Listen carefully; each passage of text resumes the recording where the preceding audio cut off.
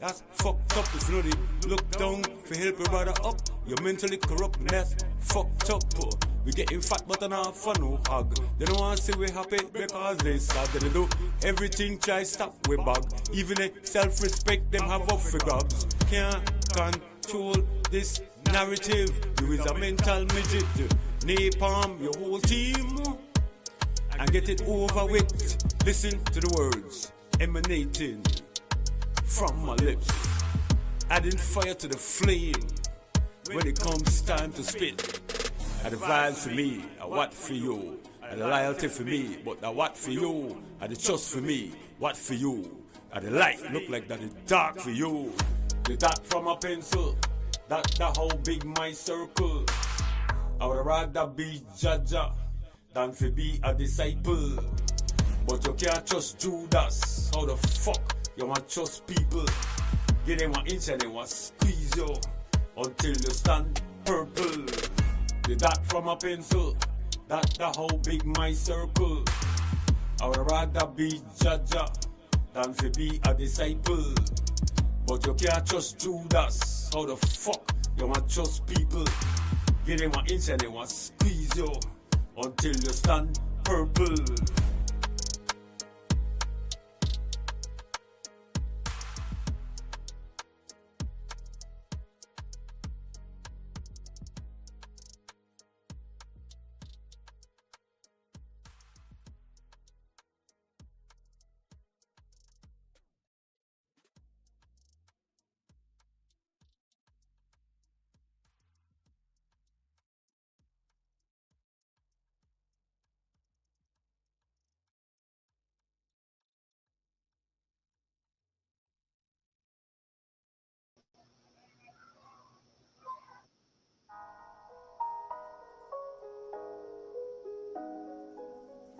Thinker.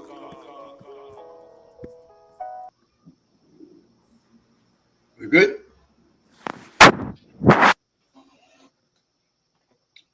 All right. Greetings. G. Michael Reed from a sweltering hot Belize City. Welcome to our weekly podcast. We do this every Thursday evening from 7 till 9 Belize time. We have no agendas, political, religious, personal, or otherwise. No scapegoats, no sacred cows, no fear, no favor. We just deal with the facts. We try to cover the trending issues, things that are making the news throughout the week, and all the other international stuff that's out there. And there is a lot. I am the chairman, joined each week by a board of 4, myself, J.A. Spooners, private citizen, Jose Cowie, former politician, former mayor, former minister of government, business person, accountant general, and also Gregory Morrison out in Los Angeles comes in. So we do this pro bono. We ask for likes. If you like what we're doing, give us a little like, subscribe if you want to, and just tune in and be involved. You can type in whatever comments or questions you might have, and we'll be happy to read them out and address them to the best of our ability. We are seeing a dangerous trend in the city right now, killing after killing after killing. And it's not like it doesn't happen everywhere, but because Belize is so small, it's magnified. We just, and people are terrified. I would recommend that you don't be, because if you're not doing anything wrong, and I hear all this say, oh, but you don't know what might go happen. No weapon is formed against you shall prosper. That is the promise, and that is kept. I think that we need to not let them take us out of our daily routine, our enjoyment of life. We know that many elderly people are locked in their houses, terrified. And whenever they hear a noise out there, they don't know what it is or how to react, what will happen. and they're just left in a state of confusion. Um, it's not fair. It should not be happening. Um, but when we break down, when law and order is not established and adhered to, I'm annoyed continually about the loud motorcycles. You will hear one pass in a few because they pass. There's one guy who seems to get up 1 o'clock every morning and just drive around Belize City, making noise, waking everybody up, frightening everybody. You watch TV just when you get to a little part where I want to hear what the poet is saying. You ought to hear the noise out there. They have the trucks that gear down, something that doesn't have to happen, but it's just a matter of them making noise and wanting to let people know that they're there alive. Who gives a damn? Who cares really? We we noticed that the Mayan situation is not at all settled, and they're talking about going back to court. I think this is a better option, and let us look at this thing carefully, thoroughly, and not from just one person's or one group's perspective. We need to understand what are the real crux of the demands, what they're entitled to. And I don't know that any group of people is entitled to anything other than what every other citizen is entitled to. If you're born in a certain place, you're a citizen to that place, you own that place owns you. You owe allegiance there. If you fight for anywhere, you will fight for there if you maintain that citizenship. Of course, we have come to the point in our existence where people go to other places and become citizens of those other places. Then they are beholden to that place because that's where they pay their taxes, that's where they give their allegiance. If there's, in particular, like you go to the US, you have to join the army if there's a war. If you're not recruited, you will be you're drafted, and that's how it is. You serve the country. In Belize, we don't have such stringent terms as far as military service, and some believe that we should. Maybe we should enlist these young men. They're out there shooting each other anyway. Let us put them in training. Let them learn the true art of war. And they will find out that it's really not nice when you're shooting back at them. You go out there, it's easy to sneak up on a person or shooting or call a name, or when they're coming to the door, you're shooting. But when they're shooting back at you, it's a whole another story. I'm thinking, though, that we should not allow them to put fear in our hearts and stop us from living our life in a peaceful manner. Believe sweet, It's hot, but it's sweet, and a nice place, except for all this continuous reports of crime and killings and whatnot out there. And I think the media do a disservice in just over exaggerating everything and just making uh, uh, a big deal many times out of nothing. And now you not only have the mainstream media as such, the Channel 7 and Channel 5 and Love FM, but you have, and Creme, you have now breaking news, Belize news, um, a bunch of other fly-by-night websites bring news. Private citizen Spooner in the house. Greetings. Greetings. Yeah, man. I was talking about the increasing number of shooting deaths, and like every day somebody else. Um, this last one we had gone to a man house call and name when he come out is a shooter. Crazy. Um, Yeah. I don't know. Yeah, that's why I guess we have to, even though the SOE does not address the long term problem, It's what we need to halt the crime. But we need. Dr. Gale was here a long time ago. We have all the answers. We've Well, talked about it. but do we really? Because I I don't think we know. do. Um, Why are your kids different than their kids? Why our kid is a family structure, or is the father and the mother there for the kids? These kids are being brought up in terrible homes. You what know. was that the crux of Gail's report that it has to go back to the family? Because I think that's common sense. But but Yes. but I think he outlined a few other courses there. Joe, good evening. Welcome to the show. Good evening. Nice to be back with you all. Honorable Joseph. Yeah, man. Joe, the SOE is in full effect. What you take of it? Is it going to work? Is it a knee-jerk reaction, as some are suggesting?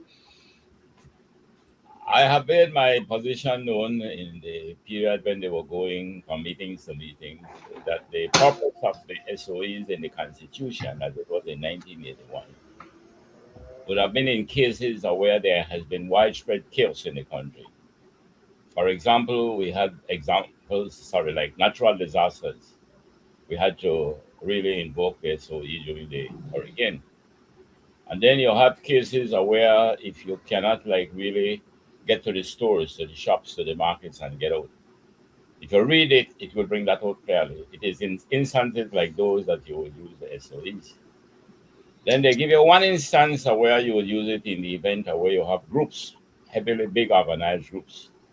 Again, preventing us from being able to move around nationally. But somehow we come to the belief that we can address these problems through the SOEs. And I am not convinced that that is the answer. I could see the need to try to suppress it when it's there at that level, but that is never and will have never been the answer. I think the answer is well known to society. A society is the sum of the families. If you have the families wrong, the society will be wrong. So I had someone say, I think it was you, Chairman, it's common sense, and I agree with you. We know this over 1,000 years ago. Every society is the sum of the families. If we have the families wrong, the society will be wrong. So the Queen, when she was here during the Esquivel administration and addressed the parliament, I remember clearly she said it herself. She said, never believe that you would use state of emergency to address crimes. He said that is not your answer to crime. He said crimes must be addressed at the root cause, which is dealing with issues of family. You Sorry. you must agree though that it does stem it It whenever does we have work.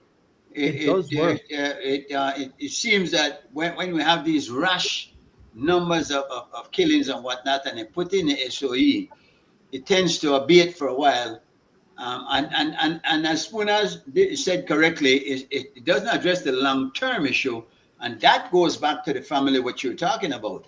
But people are crying out, you have to do something, you need to do something. So the government reacts. I don't know if they overreact. You might be suggesting that they overreact and heavy-handed way with this SOE.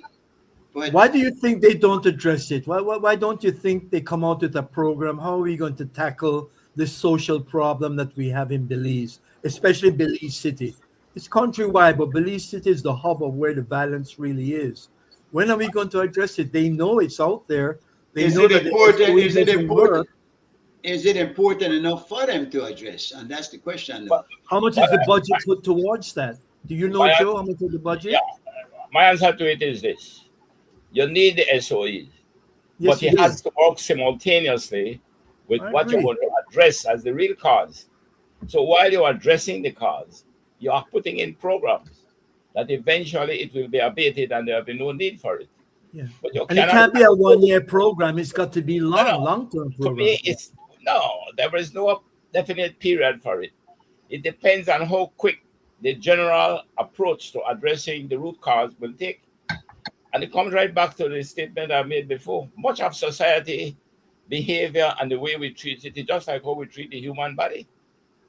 If we see symptoms, rashes, discolorations on the body, you look to do something to maybe ease the pain or to remove it dermatologically, as they call it. But you have to address the cause. So I think that where governments are failing generally is that SOE is not to deal with the cause. SOE is to try to hold it down while you are working on the cause. Now, come back to the budget. I think it was the air representative from Queen Square. I was impressed with his critique of the budget. We know for a fact that we do have to do physical infrastructure. We got to build roads, we got to build bridges. But when you look at our budget, it seems to be too skewed towards physical infrastructure rather than human capital. I have voiced this many times when I was in government. We need to take stock more of how we're going to share the budget to address the human capital side while we address the physical infrastructures. Well, how can you say we have 600 million, more or less, in this present budget of 1.9 billion? And ask yourself, look under human development, look under wherever it is that we're addressing the human side. Yes, we address it through health, we address it through education, but that is not the program that in itself will build human capital. We have to address it through the families. And that is where I think the budget is lacking. Jeremy, if the government would approach you, or somebody from the government would come to you and say, hypothetically speaking, Jeremy, give us only plan. Well, give me an idea of how you think we could address this. Well, off of the top of your head, could you come up with something that you believe might work? Well, I think it's a problem at the home and family values where these young kids are growing up. And I think that is something that has to be addressed. There needs to be education at home about work ethics, moral obligations. But then again, if a kid is brought up in a home where one parent is not there, the other parent is frustrated and beats the hell out of him or her, how do you tackle that? So I would think that you would tackle the family unit first and start from there. I think we've identified the problem, if I'm not mistaken, from Dr. Gale's thing. He said it's the family structure that has deteriorated and the responsibility of parents to their children. You know that we're very influential. So I would have some program as a start off is somehow reach to the family unit and find out how are these kids living? Under what conditions? Because I know when I'm with Rotary and we go build homes for people, they do live under some horrific conditions.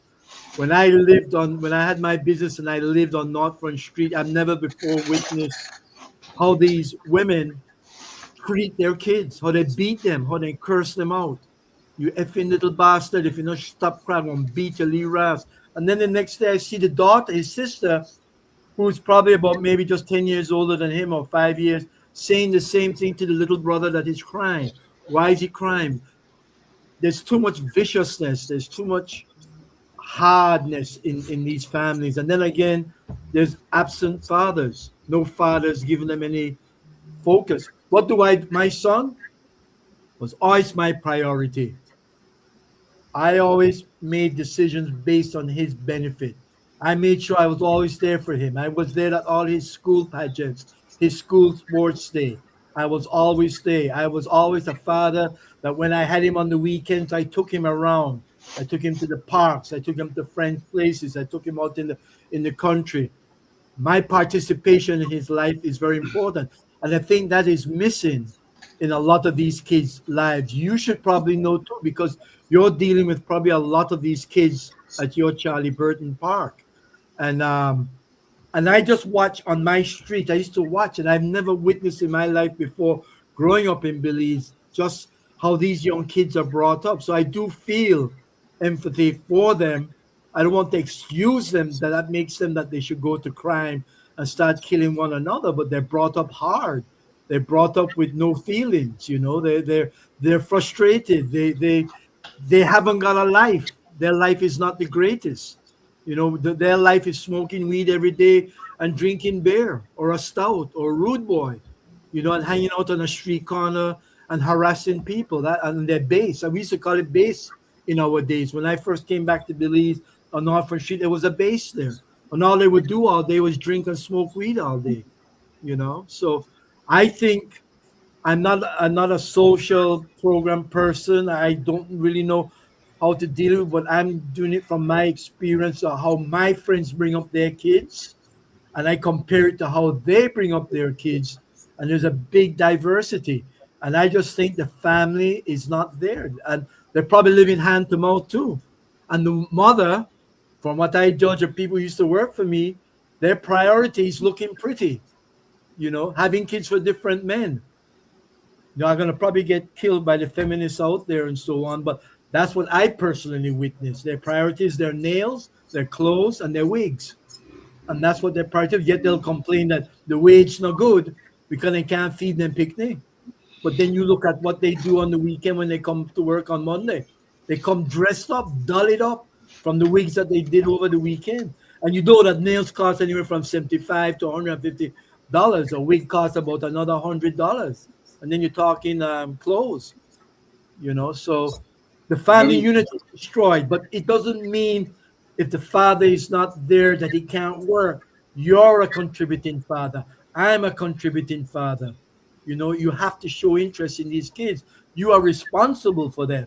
I'm responsible for bringing my son. He never asked me for bringing him into this world, you know? I just said that. I remember a story that broke last week on Lady made a report that somebody broke in her house and thief 2 wigs, 2 human hair, and I'm like, boy, what a travesty. Yeah, but no, but see, and again though, my criticism, even with the Gale report, is that it's pointing out what is wrong. We've seen what is wrong. Now, how do we fix it? How do we reach these parents and have them understand that you have to put more attention into the interests of the children? You, Sharon Palastro, former mayor of Belmopan, wrote an interesting article today, and I didn't get rid of, let me go through it close enough, but it was basically saying that the whole education system needs to be revamped, that we are now training, preparing children for 1981 when it's 2026, where we have AI, we have all the other internet and technological advances, where they don't need to memorize things anymore. Those are held in a permanent memory for them. They just access it. They could talk to their phone and retrieve that information. But we're not teaching them how to think critically, how to make decisions. I was at home last week and one of the children came up, had a project to do, to make a rosary. And I'm saying, now how is this going to teach this child anything about thinking critically? Maybe if she count the Holy Marys from 1 to 10, it might learn better how to cook. And that I don't know if that's the idea, but they're indoctrinating these children, putting things into their minds for them to think a certain way. Um, and I understand if you could get them to believe that, well, God ain't punish me if you do wrong, so you might not do wrong. I could understand that, but that story there is played out. I don't think that's gonna I cut think it. when I look at what you do, G Mike, that's a start there too. You've got a captive audience there. And maybe you invite educators, maybe you have a chat with the kids, you invite the parents one night, you do on parent night, of all the supporters of your park, that all the kids that go there. And maybe just talk to them how somehow to make a link, a bond with them, and try to instill values in them, ethics in them. And so I don't know if it's too far gone that you can't do that anymore, because it looks like it's a vicious cycle. I tell you, You know? there are a lot of times I go out there and I try to get them in a group. I mostly have to catch them one at a time. And when I sit in and do something, I try to turn it into a lesson.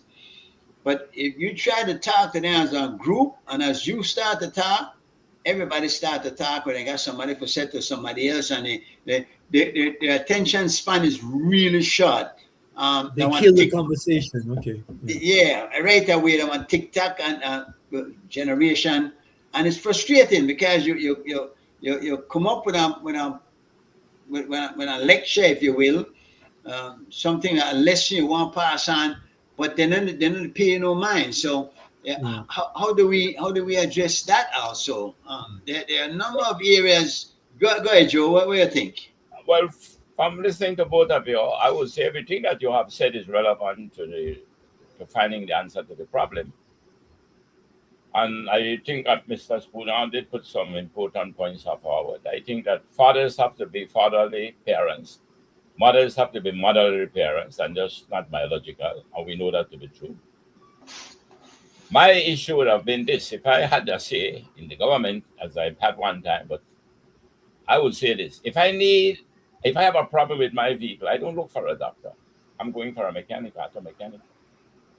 We have a problem, a sociological problem in the society when it comes to the family structure. We have experts in the world. They are mostly called sociologists. They are human behavior specialists. Let's get them and help us to develop programs. The lady you said that you mentioned just now about we are training them for 1981. I don't see that as a very good example of education. We can we can change your educational aspect when it comes to the arts and particularly the science. So we train you indeed, not for what we had in 81, but for what we have today. But that is dealing with science. But when it comes to the principles and the behavior of human beings, is that a case of what century it is? Whether it was the first century or the 2000th century, human behavior needs to be addressed in the same way. And to me, it all comes down to simple and not something to I don't want to sound no church, or Bible. The truth about it is being our brothers and sisters keeper. That's what we must be doing. So what we must be doing, I would think, in the schools, critical thinking, Mr. Chairman, is extremely important. If you have critical thinking, you'll come to realize that it's not just about science. It's not just about arts. It's not what we do with it. What do we do with the science when we get the education into AI? Everything we do must be done for the purpose of uplifting society and humanity as a group, as human beings together, working together collectively. And that is the kind of leadership the country needs. The other day, I think it was with you, Mr. Chairman, or someone else, they always was of the belief, no, it wasn't you, Mr. Chairman. They thought that a manager and a leader is the same thing. I tell them, no, there's a difference between a leader and a manager. The leaders we look for are the leaders in what? In our governance. We tend to look to them always, politicians. We look to leaders in the churches. We look for leaders in the family. That's where it begins. We look for leaders in the trade unions. But they are not the managers. So the people who we elect, we must elect them because we want them to be leaders. The managers now will be the others, like permanent secretaries and CEOs. They are managers. But when we elect people, whether they're in the whether they're in trade unions, whether they're for churches, whatever they are, we must look for leaders. And leaders are people with vision. They are with a vision. They know where they want to go. And what they will do, then find the people who could help to get them there. But they are the people who inspire and motivate and drive the nation, drive the organization, drive the human institution towards that vision. What Belize need is those kind of leaders right across. Have a vision for the country, know where we want to take it, and then we find the people to put together to take us where we want to go. We do need them, but do we want them? Because maybe all we want that somebody will give me only $50 wrong election time. And that's the problem. We're not electing the people who we need. We're electing those who will give us money something. And when that's done, we're back to the problem, no? So You know, I have a sad story in the sense that we had a lady that we can call her domestic engineer, and she was also provided hospice services for my parents when they moved back to Belize. Wonderful lady, good lady, honest, hardworking. You never had to tell her nothing what to do, and she brought up her children, but the environment that she brought up her children in was totally against her. One of her daughters stole all the money out of her HRCU account, just took it all out. The other one, her son, he was pressured by kids, teenagers in the school to join gangs, and she moved him from school to school. There was no protection for him. She had nobody to go to. Eventually, she had to move him out and send him to Honduras. And you know, in Honduras, he ended up being killed by gangs. Where was And that, his father? sorry, Where was the father? his father was not there. And you're right, the father was not there. But she was a good woman. She was a good woman. She So wasn't one of these do people that you think she drank and partied and all of that. Yeah. was she doing all she needed to do at home to get those children to understand Well, see, what there's another thing. right She had from to look wrong? after my parents, so there's nobody at home. Yeah, yeah. But Well, gentlemen, this idea of a mother fathering the children has becoming a bit, I think it's pretty widely known in Belize. Too many mothers have to be fathering children. And in most cases, they are failing. It's extremely difficult. We are social beings. you know, Joe, if in every case of that, what happened were children going wayward, I would understand. Yes, that's a problem. It doesn't happen in every case. There are mothers who are by themselves raising those children and doing a damn good job. That's what Again, I agree with that. there's There's an some art cases out there, yeah. there's an art to parenting, and it can be taught. Get Yeah. people who have gone through the experience and learn to do classes and deal with the young mothers who are coming up. A first time child should not have to just go to the doctor and get medication or prescription for a contraceptive to not have any more children. They need to know to take care of the child that they have. Then they walk around with the baby on their hip and not go to their room, gone, push on tablet in their hand. They don't want to be bothered. They need to understand they need to spend time to answer the children's question, even 100 questions over and over. Go ahead. But one Look thing at Seddy Ellington's. disagree with you. Sorry. Yeah. I would Go ahead. disagree if I understood you rightly. We do have mothers who have been fathering children and they did a good job at it. They are the exceptions. We have to accept that we are social beings. And by the virtue of being social beings need a mother and a father. They need I, them. yes, but given the circumstances that we're faced with, Joe, and then they're not the exception. The ones that get away, that don't do it, are the ones who get the attention, the squeaky wheel, if you will. I don't think the exception are the ones who because it's not as bad as we're thinking it is. However, it's bad, but not that bad because we pay too much attention to the badness of it, as opposed to the possibility of what could be. No, right? No, Well, I you think have exceptional cases like I've heard Seddy Ellington talk about it a lot about his mother. I don't hear too much about the father, but how his mother had, I think, like 13 children, about like quite a few, and she apparently worked for her family, but she also imposed discipline, etc., values, and so on. And apparently, it's a family of very educated children, lawyers, doctors, engineers, and so on. They've all done well in life, and it was due to a very strong mother. But I never hear about the father being present, so it must be all due to the mother. So they are exceptional cases. If no, you that have is a not an good exception. woman, That's not an sorry. exception. That's not an exception because the father was there for them. I know them very well. Their Okay, father used to work at public works. I never but you worked never in. hear about him, Doctor. Let me show you something about the family in that era that I grew up in. Same thing with my father and my mother. My father was the one who goes out. He works and he brings the money. But my mother was the home economics. She knew how to take the pound of potato and make 2 pounds out of it. So she was the one who had the primary responsibility to be more disciplined in us, to be more instilling values in us. But the father was there for us. The same thing with the Ellingtons. I knew his mother very good, and I knew the father. The father used to work at public works. Well disciplined man. They used to travel all different parts of the country because of having to transfer. But that was the family in those days. The father was there, the mother. The father works, the mother stay at home, look after the children, and instill the discipline and the values in them. We gone But wrong. Joe, But we're what we saying got? there right now, we're into the modern times now. Which I part? don't know if they do it out Now, of necessity, but the mother is no longer the head of the household where she does exactly what you are saying. Now the women are out there working and the kids are left at home by themselves. So you don't have that strong person at home while the father is out getting the bread. They're not there anymore. The whole thing has changed. Yeah, but what we are doing, and I cannot support it, we seem to want to adjust society to suit the decadence of our lives, when in fact we should try to deal with it the other way, try to get rid of the decadence in our lives. I remember the guy Vernon. He was an educator. He was extra. He was head of the youth of in Belize. Very good guy. Me and him were very close friends.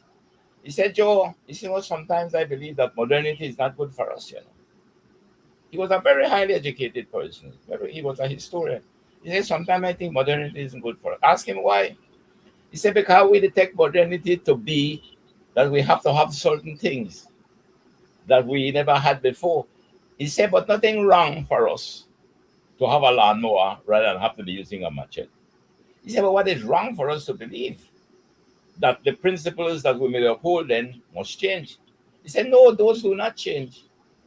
So if we believe that modernity is to change us, for example, good example of modernity, which we seem to want to adhere to, the practice was that the man works and the mother stay at home. That was the families we had. But then they That's begin not to like get it anymore. that's what I say. We now Yeah. decided that we cannot. That's gender prejudice. Gender prejudice. The, the man and the wife have to be equal. No, you want to change the family structure where both of them can work and both of them are equal. If you want to do that, then you have to think about an effective substitute for what should have been done at home when the two of them are working. So nothing said that you are modernized or the two only they ought to work. And why the two only they ought to work? To make the money. And the children can get a good physical life. They go get in football, basketball, pretty close. They got bicycles, some of them get vehicles. And that is what is referred to as the anxious generation that we come to. But But what? Where's the extended family though? Remember grandma? Remember one auntie? Remember one cousin when they work quick or they make a couple of, and if you gonna have two people to work, two of them they get two salaries to come in. If they can't mind the picnic, then they must go hire somebody for do that. Or that's finally home daycare center or something, no? that's the point I am making. If you go to Cuba and you look at what the Cubans did, they accepted that the mother and the father will be out working. But they create schools, daycare centers. And when you go to the daycare centers, the children are being taught to interact and socialize and even begin to behave as though they are mothers and fathers, not in the sexual sense, but in doing the things that they should do. So they have the daycare centers for them that will give them, in the absence of the mother and the father working, to have them now still being shaped and molded towards good citizens. But if you decide that you're going into a society where the two are away and work, but we don't got no proper plan how we and deal with the children. And if we want the equality and remove the so-called gender prejudice, as they say, or the two of we want to work, then make sure that we have somewhere where the children will be able to get the proper care, the proper shaping, and the proper attention. But can the schools provide that? Can they serve that purpose, Joe? They If you can, have a proper education system, they can, and that's what I'm saying. If you visit Cuba, you could see what the Cubans did with when the mother and the father have to be out working. You see what you go to the daycare centers in Cuba, and you'll see the difference. Where do we have them here? I don't think government have any daycare centers. I think the few daycare centers are privately owned. But who is there now guiding the kind of discipline, the kind of training, when in fact in Cuba the state is doing it? They have the sociologists and the expert to design the daycare centers where they can in fact have the father and the mother working. But throughout the day, the children are being treated and shaped towards being good citizens. I, Yeah. I the problem is that there's a problem, and we need to do something about it. What Well, what are we gonna do? Maybe daycare centers would help. Um, well, Certainly, a revamping of the education system. I agree with that. I know they're not. I know what you're saying. The basic principles remain the same, but there's some things maybe we need to gear more towards instilling in them the proper values. as opposed to, I don't know, be up to date with the latest technology, no? Well, I can give you the answer, and I feel a little arrogant in the answer. Participation. We people have to participate more in how we are being governed. Now, I'll give you an example. Today I went to a bank. I didn't even know that it was payday, but the line was very long. And what was pathetic is that it was now just between like 12 and 1, and the tellers are beginning to leave. When the For line lunch, is yeah. no, what I did, everybody's silent. You could sit on their face and like it, but nobody want to do nothing. So I began to have a conversation with somebody next to me. I said, let me say something to you all here. Do you believe that the bank is lending any of its money? They said, well, yes, the bank is lending. I said, no, the bank doesn't lend money. They don't lend their money. The bank doesn't have money to lend. The bank is lending our money. That's a fact. The bank is lending our money. So do you believe it is fair for us to have such a long line waiting when they need our money to lend for men to make money? Well, I then begin to realize. So I said, make we do something. I will go and speak to somebody on behalf of all of us. You know, I must give them credit. They begin to get tellers to hurry come in, and we begin to move fast. The point I want to make that if some of us do not begin to assert ourselves with decency and civility.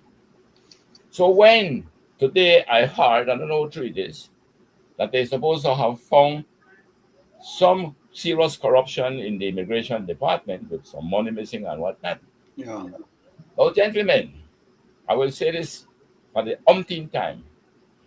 Where in any country in this world where there is a civilized society, where there is a, I would say, a progressive society, and let's use Taiwan and Singapore since we like to talk about it, but let's talk about Botswana too, which is very developed.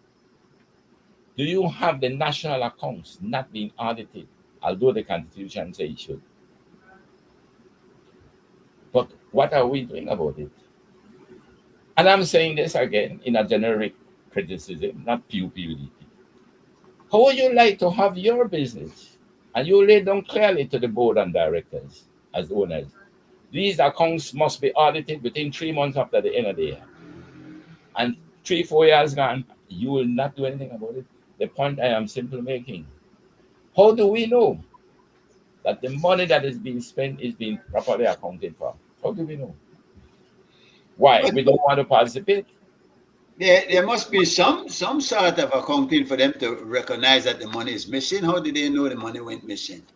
What is I myself don't really know what happened. Somebody was telling me and I said, well, I want to inquire into it. I heard the scan of $150,000 is missing, and they're Now, And a investigating. couple nationality papers, yeah, form, yeah. now, let me give you now the case of the auditor general that was there. She couldn't audit the national accounts, and she wrote her report every year because what was missing is that they were not living up to the standing orders. They were not living up to the store orders. They were not living up to the audit and the finance reform. They were not turning in their accounts to the accountant general. The accountant general couldn't turn it into the auditor. You know what the auditor general began to do? He takes some selective audit. He went to certain departments and audited. And in those selective audit, he found a lot of shortcomings. He just did a special audit on each. Now, we talked just now about the issues and the problems of the family, which we are agreeing. But what we look for is solution. And I believe the solution is there. It is. Now, how do we get the solution? It has to come from us. But we need to participate more and assert ourselves as to what we want. So the solution is there, you say. Well, it comes from us, yes, but that's kind of murky. What is the solution, Joe? What in a few words and comprehensive terms? What is the solution, you think? The solution begins in every constituency, where whether PUP or UDP, no matter which side they belong to, you must participate in trying to understand how you are to be governed.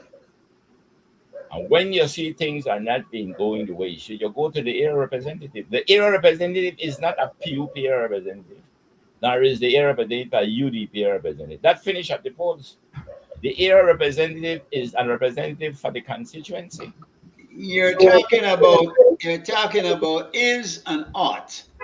I, Well, so I, I know what ought to be, but yes, we know what is. right. And but you to saying yeah, you have to say he shouldn't be, because you know damn well that the only people who support them now passing Christian picnic first, as they would say, you know, they will get the consideration before somebody else who they know never vote for them.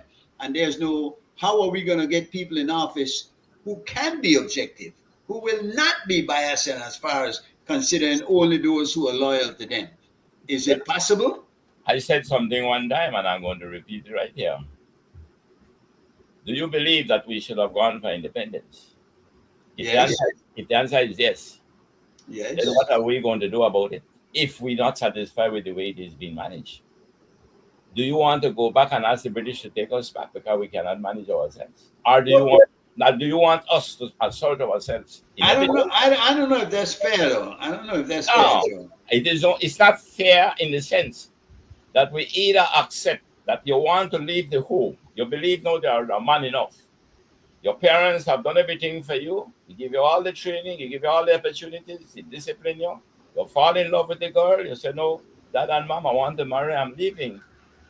The dad and mom will say, okay, son, you have our blessings. Go out now and make your own family.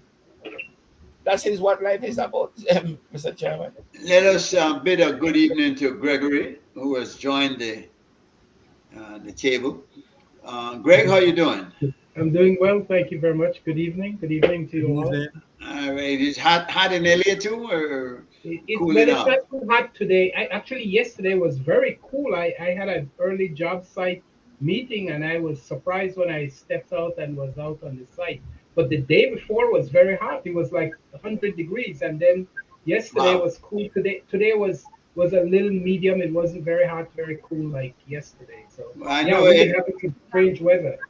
I know LA that you go out in a short sleeve, but you gotta get a long sleeve with you because it Yeah. will get cool. But Yes. it's hot in Belize. I want it hot in Belize at 24/7. We don't get no breeze blow the evening, but that's it. We talk, Gregory, about the SOE. What are some of the Yes. solutions to the problems that we're facing? Because there are many. Joe is suggesting that maybe we weren't ready for independence, or we didn't handle independence well. Am I? I agree. I agree with him. I agree with him on many front on that because, but yeah, I agree with him. I didn't hear his full reasoning for it, but I do agree that there were many things lacking when we approach independence. It's not that we don't deserve our independence and all that. We just didn't have the foundational footwork in place, a social infrastructure, economic stability, and even the planning as how to move forward and build a country. I think though we were anxious and we wanted to show our manhood and show that we have shed off the British and all that is Well, the good. British right But now in joke terms either. of where we see ourselves today, it is clear that there was some fundamental reasoning and thinking that was lacking when we advanced into independence. All right, but we have to. GMAC, the British were happy to be rid of us. We were a And that time I was liability. getting ready to say. Remember, the British wanted to downsize also. They weren't We were ready no to. no longer profitable. There was no more Correct. mahogany and all Mahogany that. was done. Of course, Yeah. of course, the British, they are reapers, right? They want to take something, and there Correct. was nothing to Correct. take. No, But we yeah. were also pushing. We were also pushing for it, pushing their hand for it, and so it enabled and it helped them, and we got out of it without giving them any commitment to our economic development. We did Or not our say, defense. okay, here But is but what but, we but need. let us be honest, because it hasn't been all bad. And we can't say, well, we're just a total failure. We're not a failed state. And we, in fact, when you look We're at we're Belize, approaching it. We're approaching it near, Mr. Chairman. We're approaching it very nearly. Gregory, the big old United States is almost approaching that also. So I don't know, and Well, our the if that's global, how you want to look at it. but the global situation right now is not the best, and unfortunately, nothing we can do. I am surprised that we have been holding up so well, and our problems aren't that unsurmountable. You know, Well, I there are believe, lots of things in our advantage. We have resources. yeah. Yeah, we survived COVID, and that was quite a feat. I don't think we're doing all that badly. I mean, we could do a lot better. Let's be real. And I think the problems that we have, all we have to do is work on them in pragmatic ways. We're Um, small enough that it's solvable. yeah, and that's what that's what I think. And I might be overly optimistic, but I see a light at the end of the tunnel. How we gonna get to it now a different thing because there's many bucking against it. We're not everybody's not pushing this cart in the same direction. Some to push against. If we stop that, we might get somewhere. Mr. About Chairman, I Well, have said to you all many times before that I want to live in the spring of hope. I don't want to be suffering in a winter of despair. I have the hope that we will yes. still make it one day, and we can. But I am saying that until when we assert ourselves and do what we ought to be doing for an independent Belize, we will not make it. We Greg. cannot be sitting back and allow any people who we elect to hold positions, whether in government, whether in the churches, whether in the trade unions, and the members do not participate to make sure that they are governed the way they should. And that is my position. Tell me, Joe, because there's a law in place that you everybody have to declare their assets before they go into office, and every year give accounting of what they've earned, and also when they come out of office, they're supposed to declare what assets they have, so that we can ensure that they didn't thief anything. Let's be clear with that. Is that happening, and how can we make it happen? I know for a fact that it was happening for a while. That's a fact. We all had to file returns annually. And then somewhere along the line, one or two begin to stop filing. And they never did enforce the law. The committee created by law was not enforcing the law, which they had the authority to do under the law. So everybody began to slacken off. Some were still filing. And then they made a decision one day. I thought it was I thought it was the UDP, the Bar, I think it was. I'm not sure which one, but one of them. And they said, listen, the time for we stop this. We have to enforce this law. And they decided that they will put a moratorium or an amnesty that everything prior to this date, they will write that off. Nothing. And from hereafter, everybody must file. Now, I don't know if the commission is in fact enforcing that they are filing. And here is where I keep insisting that any law that is not being enforced is effectively nullified. So if you do not enforce the laws that deal with the finance and the national accounts, which is in the constitution, which is the audit, which is the financial orders, the store orders, and we got hundreds and hundreds of them.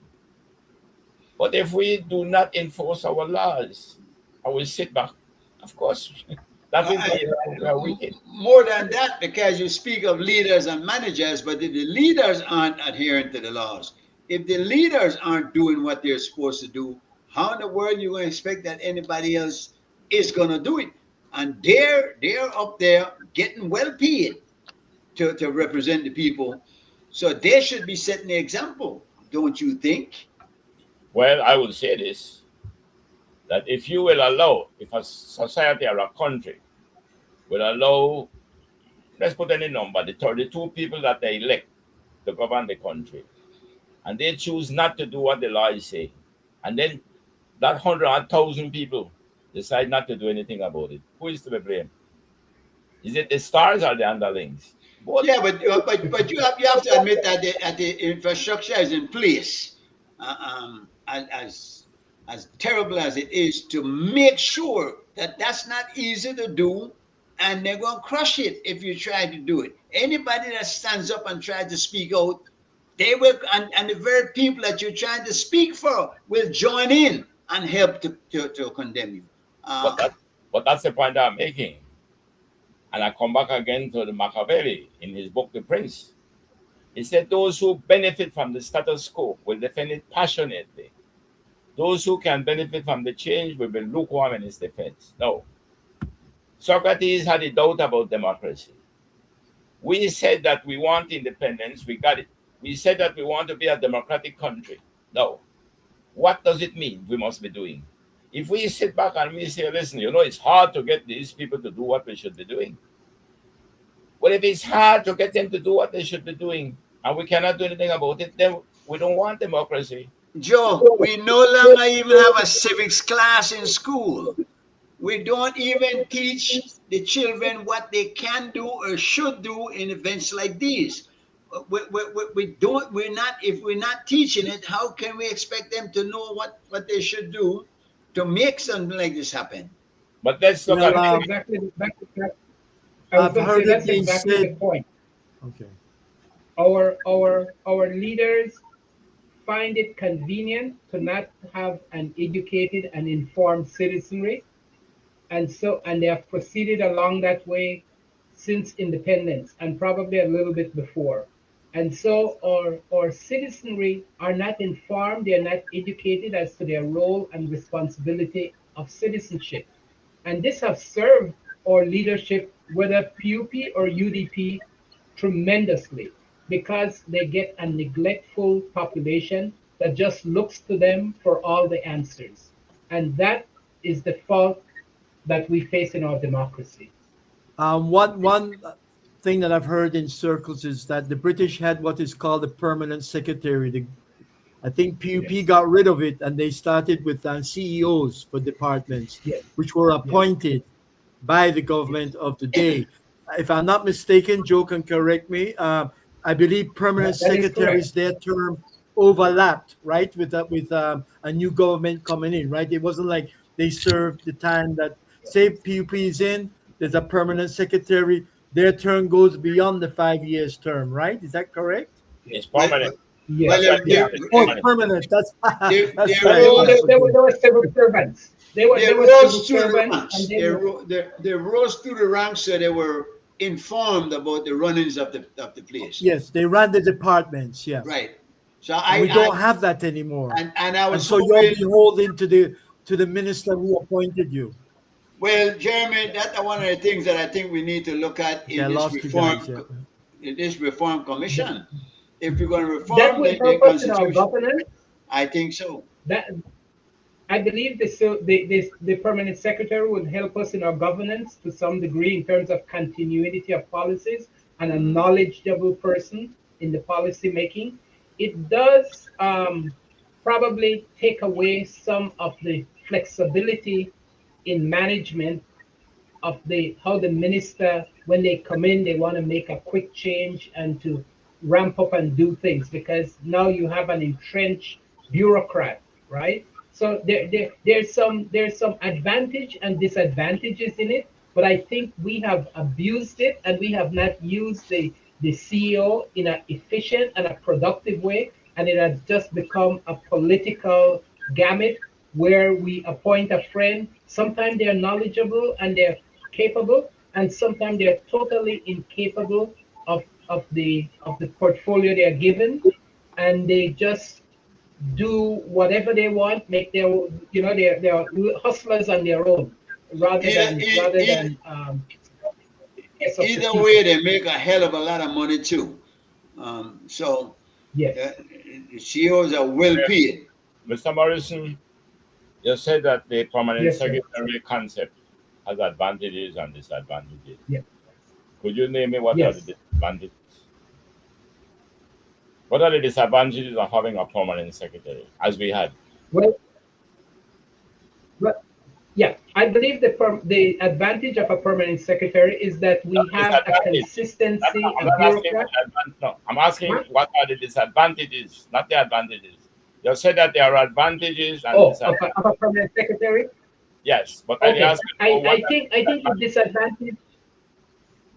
Okay, I think the disadvantage is that the flexibility. You have a bureaucrat that sees things a certain way, and they are not always available to make quick economic type of decision and changes in policies.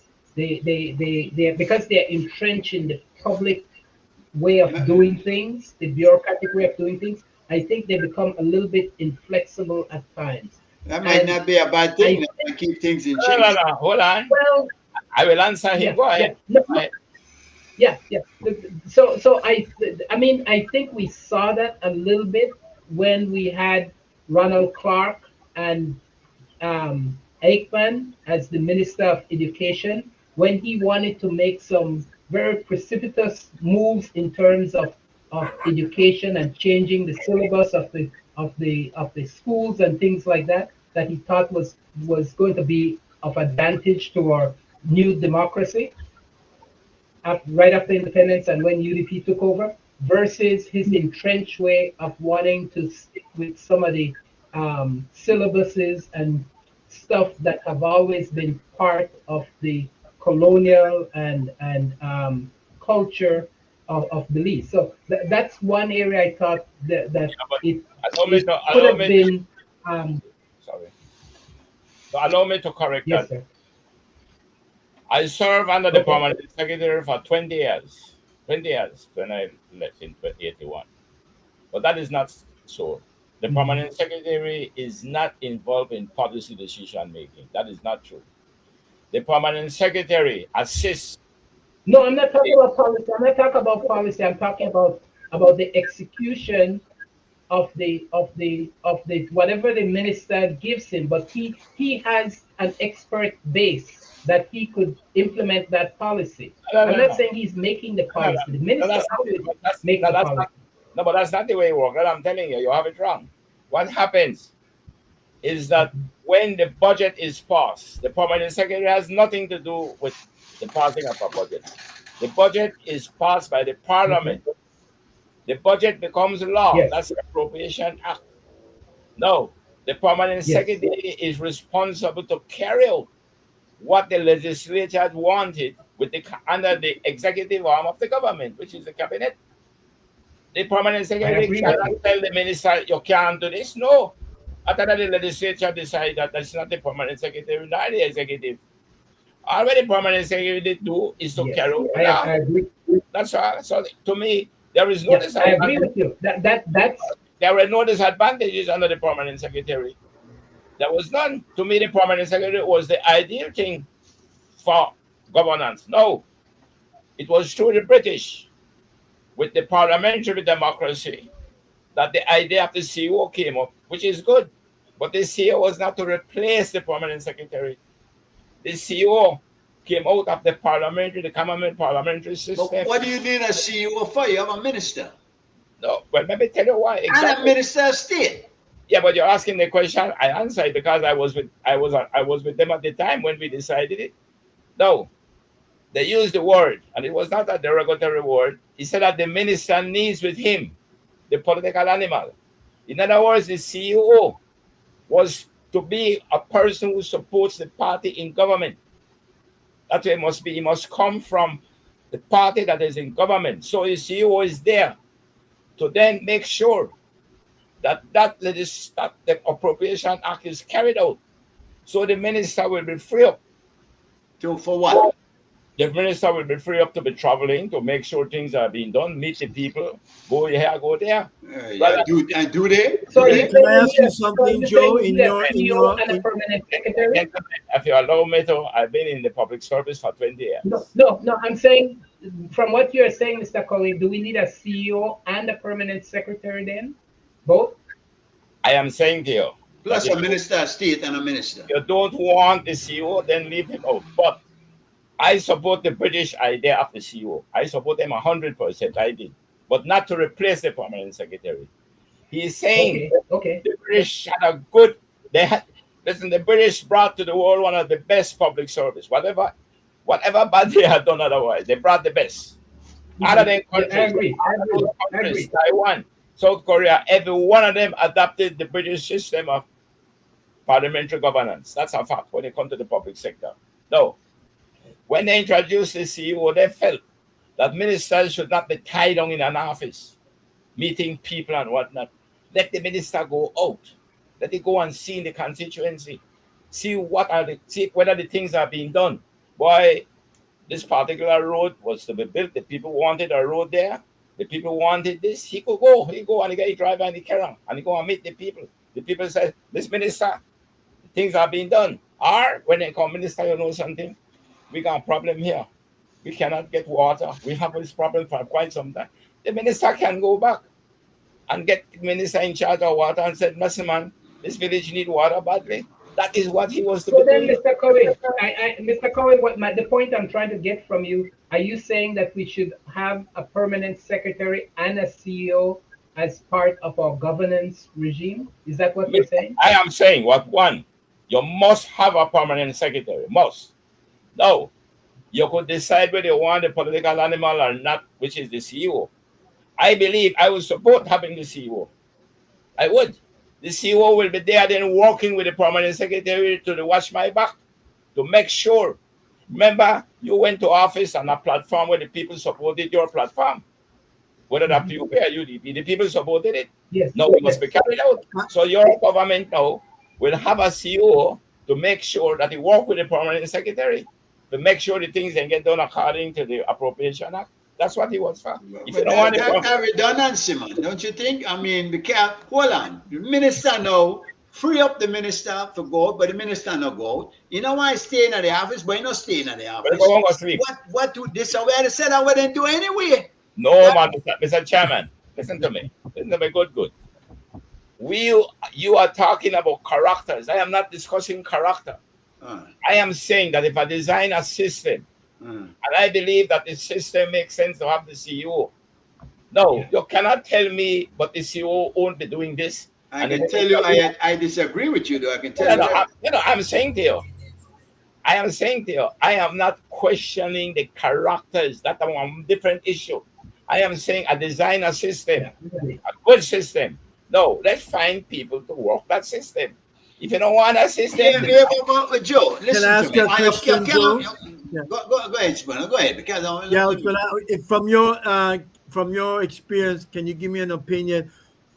Would you say that having a permanent secretary as opposed to a CEO, that there would be less corruption within the government? of course, you can. Okay. It will. You know why? You say the permanent secretary is permanent. The minister can't move her. He comes up through the rank and file. No, the CEO different. The minister can appoint the CEO today and get rid of him tomorrow. What protects the permanent secretary? Is it in the Constitution? The law? Yes, the law does. The law, the Public Service Commission protects her. You cannot move him unless he proved that he did something wrong. So how did they remove the permanent secretary then? How did that go about? What they did, they amended the law. They changed the law. Okay. Right, they amended the law. And But I agree with you. I agree with you, Mr. Cowie, that all the sorry to interrupt, all the Commonwealth countries and those that were a bit outside, every one of them in the Caribbean supported it. That's not a good argument. At the time when they went with it, the European Union was willing to help the CARICOM countries in the public sector reform for their country. So they came in and will help us through Rome. And that day we used to go sometimes when the whole Caribbean they meet, and we meet there, 1 or 2 meetings. And most of the time we meet right in the Caribbean.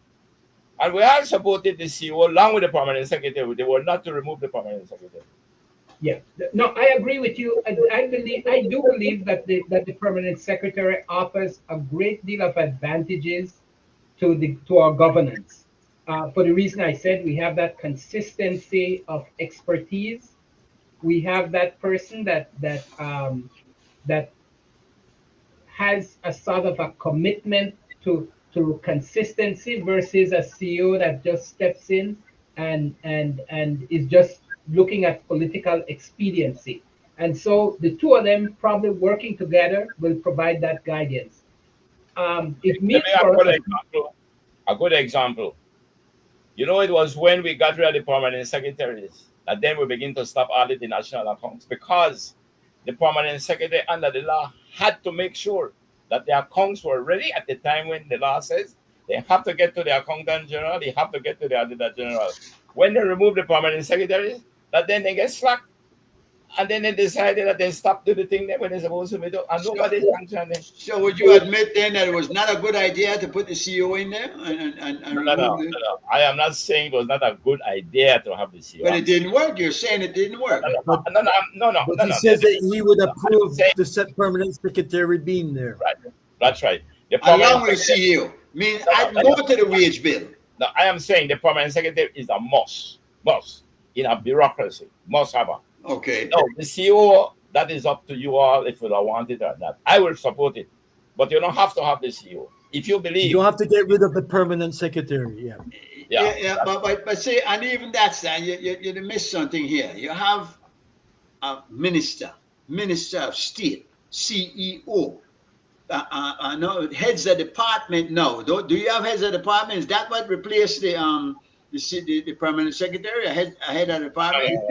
You still have heads of department. you still have a Right. job. So with all of this now, and we still don't get it done. Why do we need all of that? And all of them, they make big money. Not All that of what? they- All of who you talk about? all of those people that are listed for you, the minister, the minister of state, the CEO, they are making a lot of money. Uh-huh. Do you disagree with that? Are you saying that's not true? That they are making a lot of money. Yes. Yes, they make a lot of money. Yeah, but I don't have a problem. I don't have a problem with. I don't have a problem with the minister of state, the minister, and what they make. What I want them to do is a good job. I want them to Do their serve job. the country. I want them to be knowledgeable about what's going on and not just being political hacks. That's my concern about this whole thing. There's But enough money. Gregory, there are perks to being a political hack. There are But perks. you're to saying being the a political CEO hack. is that. You're saying that's what a CEO is. So how could you not want that and then also want the CEO in place? No, because the CEO has a role if he's knowledgeable. If he's knowledgeable in that area where his ministry How is. can he be more knowledgeable than the permanent secretary who came up No, through no, the no. He's ranks? not more, I'm not saying he's more knowledgeable. Not I to the agree rank, that we yeah. should have the permanent secretary, and it was wrong to remove the permanent secretary. But I'm not totally opposed to CEO so long as we have the permanent secretary. It creates a okay. layer, an extra layer of mouth we have to feed. But I don't Yeah. think it is bad if they're doing the job that But they're they're supposed not. to do. So I think it's bad, and I disagree. That's all. Let me leave it at that. I disagree. But all right, you guys see things differently. Let's switch subjects here for a minute. I see some of the villagers down south in PG are asking that the alcalde system be removed. How about that one? And this is something that we had talked about, and that I thought it should be abolished and let it Well, just be run as a village. Yeah, I have no problem with people having their traditional way of ruling because the alcalde is a very passive role within our system of governance. They are generally responsible for their community. They try to bring peace in neighboring and issues But you that have a within the chairman local again. community. Redundancy. You have a chairman.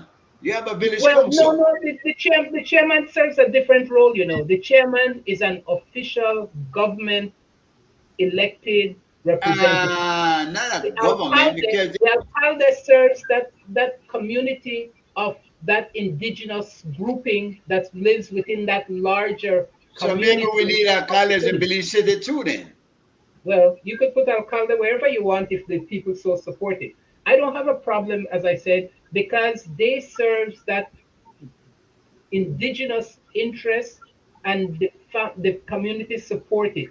it's like if in Belize City you wanted to say you have a community leader. Young They just lords. that people just adhere to and come to, and they give them their support, and they look out for the interests of that community and advocate to the government about that community. So there's nothing. That's the role of the alcalde. He has a little It's more called an official area role. representative. But Yeah, Mr. he has Chair, a little bit. He has a little bit more official Mr. role Gregory, under. tell me Yes. something. What are the duties or responsibility of our alcalde?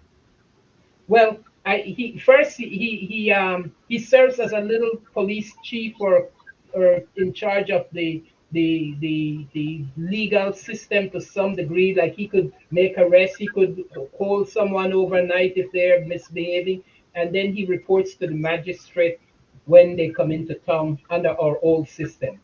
Um, But it why you it want them if you have the police? Why you want them if you have the police? Well, because those people under their system, they have long had that. So I don't think it Whoa, is whoa, up. So, all whoa, right, whoa, whoa, okay, whoa, whoa, whoa. let's argue that they had long habits. Those people. What happened to the Creole, the slaves? Why don't the slaves bring to their own system to where they may have the Africa? Why you not allow them to get it? Actually, it was the British that developed and engineered the alcalde system for the Mayan people when we did not have the governance out in those areas to help So ensure law and order. now we do. Now But we do. therefore it has become redundant. That's what Why you that's have the to point. we just don't talk about too many layers. Nobody, No, I don't I think don't the think they alcalde is paid. I don't think the alcalde is. they have removed them, abolish them. All right, sorry, go ahead. No. Well, it's not. It if someone has long appreciated and have accepted a tradition as part of their system for over 150 years, I don't think it is just up to some outside people to decide to just remove that. Maybe you should go back to sacrificing young virgins. What do you think? Let's. I mean, All it's not right. as absurd. I agree with you. That's a good point. If you allow them to do what they used to do because it was their culture, let them get married at 14. Still. Let them do all the things they used to We have evolved. We are a nation of laws, That's and the right. laws must apply to everybody equally. That's right. And Exactly. this is what my problem is. Organized. But No one should have preferential treatment. what is so upsetting about the alcalde system? Where does it infringe on any of the It's laws that we currently redundant. have? It It's does not. redundant. Obviously, it's showing right now down south that the friction between the chairman and the alcalde, who is going to run the village? Who will be the authority in the village? And Well, you can't, and then you got a priest in the church, so he could take care of the spiritual part. But when it's talking the governance of the country, you don't need two governors, do you? well, as I said, the alcalde generally under the system that it was established was to look over the interests of the Mayan and the indigenous people that were there. The city council that we developed and the village council was later to look over the general village interest encompassing all the people of that village. But we have So grown. We've No, gotten Mr. in the. Gregory, that's not so. Why? What I'm saying to you, Yes, it is we so, have sir. Why? no, we have three. We have three layers of government. Let's call them three layers. We have the national government. Yes, We have what we call town councils and city councils. They're about the yes, same, but except yes, city got city. Then after that, we have the village councils. Those are your three yes, layers of government we have. yes, yes, Now, why yes. you want to bring in another layer of alcalde just to suit them? But it has always been there, Mr. Cowie. It's Well, been yes, there for Nah, over that's a poor. 150 That's years. a there were poor other things reason. that were there before. That's a poor reason. Poor reason. There are other things that were there before. No, We we were can't. once subjects of the British. Now we're independent. We move forward. That's how life goes. We evolve to a different point in life. Then, We can't. at independence, we should have decided to dissolve that system right then, But not put it in our. I would have said this by inference, it was dissolved. By I inference, don't think because it we was. went into independence and we decided we have three layers of government. But why we have those people being indigenous? One with the getting communal land, which I think we shouldn't have done because we're too small for it. Then after you get the communal land, now you want to give them their own authority, their own policemen. No, man, that's balkanization. Balkanization. Well, That's the term. yeah, yeah. And I tend to agree with you, but I saw the role of the alcalde as very limited. As I Then you remember, don't need him. Yeah. well, not because it's limited, you don't need them, because the villages and the people of that community What has does he come do, together. Gregory? What does he do that the village chairman and the village council and the police can't do? He does everything that Uh, they does to uh, to a lesser degree, to a lesser degree, so then because it's redundancy. he isn't. It is kind of redundant, and many layers of government are redundant, and governance. Which one He are the redundant? Which layer he is has redundant? he has the heart of his community. Those people, they respond differently than how, because they operate as a community more than many other um, people within our society. So I think that because they have that feeling, and this is how I understand it. I don't know if they really have that same sense of community today as they may have had 50 years or 100 years ago. There seem to be a lot of destructive forces within it that doesn't make it as cohesive as it once was. But from my understanding, he acts as a little bit of a community leader. He advocates for them. He gathers He them. doesn't need a title for that. He doesn't even need a title and no special authority for that. If everybody should be, Well, this that's what I'm as saying. your That's what I'm community, saying. everybody should be performing that role in their own right. I don't see a need for it. I think it's But I redundancy. don't see a reason to take it away. I don't think he's paid any money, or if any, very little. Yes, but if it's causes friction between the true elected head of the village, then you have a problem. At the end of the day, the village goes to the poll and have a fair election and elect somebody to represent them. Then that's the person that will represent them. The alcalde then can't come in with no other set of rules. And because we're used to do this one way, we do this way, and we don't worry about what the government says. That is not going to work. Well, I agree with you. That's a different issue, right? That's not what I'm saying. The role of the alcalde is. I'm sure there could be disagreements between the community um, leadership of the indigenous people versus What the difference local is government. there? What difference of citizenship is there between the indigenous, so-called indigenous people, and the Very regular people of Belize, the ones that are born here now? There shouldn't be any What difference? difference. I believe that Thank you. I believe that all citizens are equal, and I There you believe go. that all citizens, even if you take on this role of citizenship, voluntarily, you weren't born there. I think Right. you're still entitled to all the rights that society provides. So I see no difference between citizenship, and that's one of my concern about communal land and that whole process that we have triggered ourselves into, in that we are now creating a class of citizens that will not be taxed, a class of citizens that will just be given uh, land, and then um, the, taking it away from other citizens. So that is one of the concern I have in terms of this communal land. And I have said it before. I believe they should just give them, each person within the community should be given so many acreage based on the size of the community, based on the size of the area land they have, whether it's a lot, whether it's an acre, whether it's a half acre, whether it's 2 acres, whatever.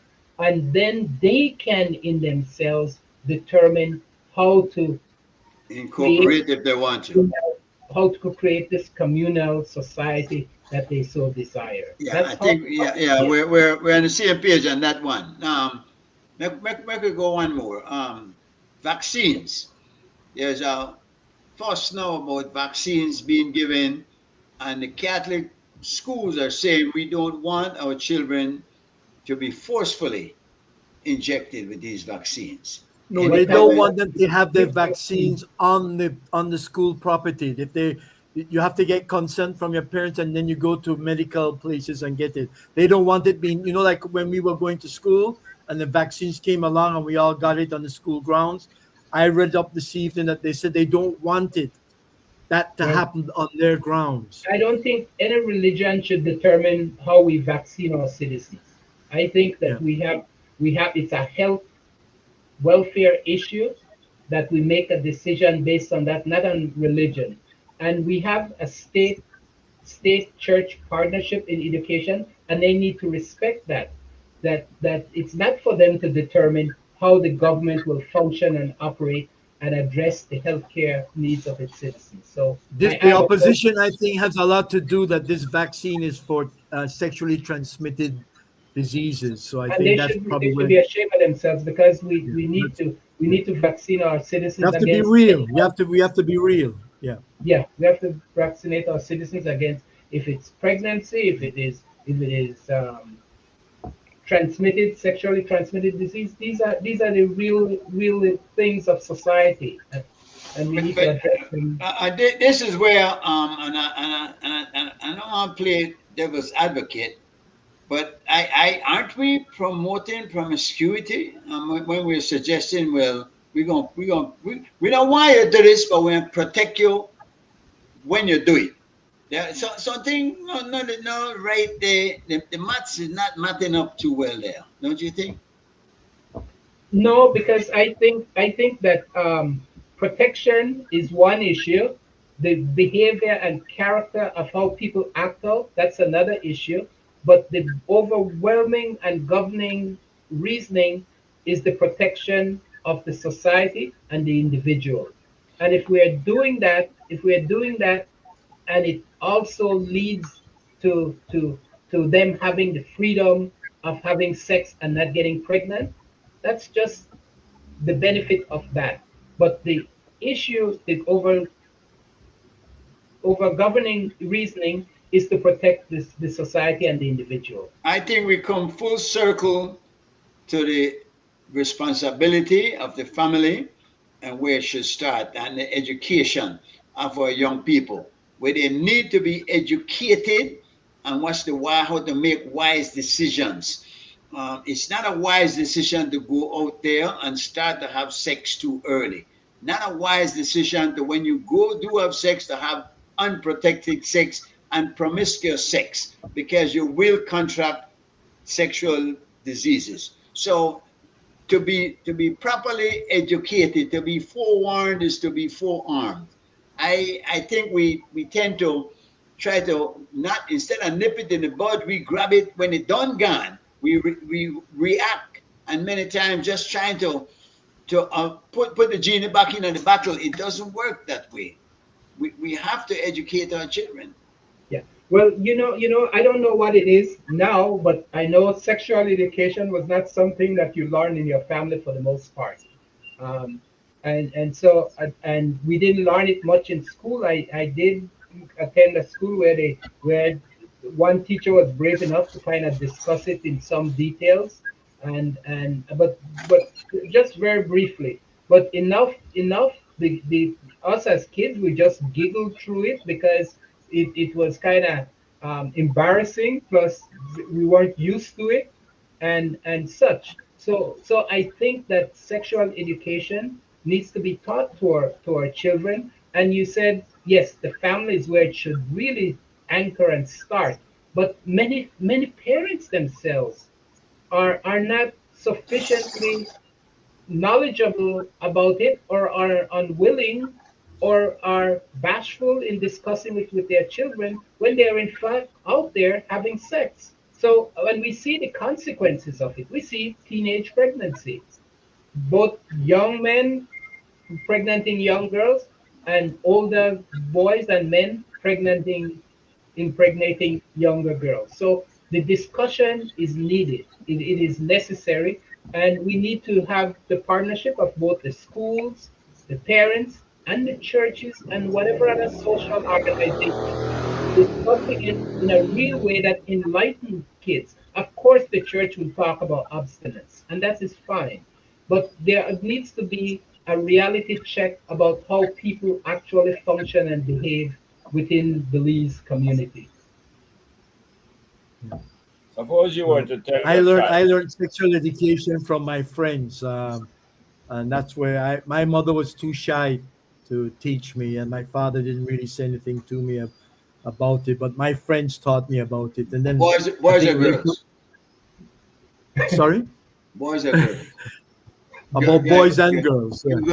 No, no, no, not Oh about. no, hold on. So like I rephrase that. No, my friends taught me about sex with females, not with males. So, I, Okay. All right. And then we had biology class, and then you learned about it later on in life. But I really Reproduction. wish that my sexual education was before my friends ever got a hold of me and told me. I wish that I had some support or whatever from a sexual Yeah. education at a younger age. I really do. I Don't really you do. think that the sexual education should begin at home, just like Yes. other education will, Yes. and then it Yeah, goes on, it could then it goes start on, there. It can then it start goes on there. into the school to give them sexual education. Yeah. But we cannot be telling with children that fine, you should abstain. But if the impulse is there, you cannot help it, then use the condom or use the prevention. That's not to me like we don't want to train them. If I tell you it, don't do it. But if you think you have to do it, then do this. That's a contradiction, isn't it? It is a contradiction, but is it reality? Yes, it is a reality, but it's not the Okay. reality. It's not the reality that align with our ambition and our It is aspiration. not. It is not. But does it save us from farther and greater harm to the society to have that I reality don't check? think there is any limit to man's capacity to be able to do what God created him to do. And when we begin to neglect ourselves in terms of the ability for us to be able to do the things that we were created to do, then to me we are beginning to surrender. We are beginning to surrender to the vices. We are beginning to surrender to the flesh. We are beginning to surrender to ourselves, the bad side of us. That's why humanity begin to decline. but that, Sex is not a vice. It's a beautiful thing. It's not a vice. I didn't uh, say that sex is a vice, but But I would say you sort of we were on sex, and then you sort of when you said that it sounded like you it's included that. no, no, well, no, let me, but it's the things of this flesh. It's of the flesh, and sex, irresponsible sex, is not a good thing. No, it leads to all do you kinds of I, believe problems. I do think Well, everybody agrees with that. your puberty, your hormones are you telling you to believe that have sex, do and you so believe on. that And you need alcohol somebody there to guide you. You you need believe somebody that to guide you alcohol the you believe that consequences. alcohol is a vice? Your hand, guide with your hand. Let your hand guide you. You believe that alcohol is a vice? Is it? Is I alcohol a don't. vice? The Ah, abuse Go of ahead. alcohol is a vice. but it feels good, doesn't it? It's not a vice. It's the abuse of it. Yeah, so I So just said that. yeah, I wouldn't classify sex as a vice, but I would say that I just wanted clarity. we have to come to terms with our children and try to make them understand And Yeah. that a time in life for everything. I know is not the time for that. the same thing applies that there's an age Did, did, before did, you did, can engage, did even you in did you alcohol and did sex. Go ahead, sorry. no, Yeah, I just want to think. I just want to say each of us here are adults, and each of us had that period of time when we were ready, when we shouldn't have been ready, and we dealt with The it. body However, was we dealt. ready, but the mind probably wasn't. We didn't know what it was all about. Yeah, Yeah. yeah, and exactly that's what I'm talking about. That's what the precaution, and that's what the prescription, and that's Yeah. what the decision to get birth control is all about. Is because we grow up in a society where we're sort of told not to do it, but the urge, the natural urge, the opportunity are all there, and it gets done. And then the worst consequences of it is sexually transmitted disease, pregnancy, and those type of um, bad outcomes that does not help us in the society. It means that we prematurely become a parent and not having the resources to deal with life, or we get a sexually transmitted disease that could be life harming. Is there more responsibility on the female than there is on the male? No, there shouldn't be. The women always carry a greater burden because they will take home the pregnancy. But in terms of responsibility, I believe it is both. The men are young men and boys are not taught that full responsibility of making sure that you know. I mean, they're usually the more eager one. I think. I don't know for sure, Well, not but only that, they're the one that can jump up and run, and they can leave town. yes, That girl has that child. yes, That's going to be a part of her forever, no? yes. Hopefully she will.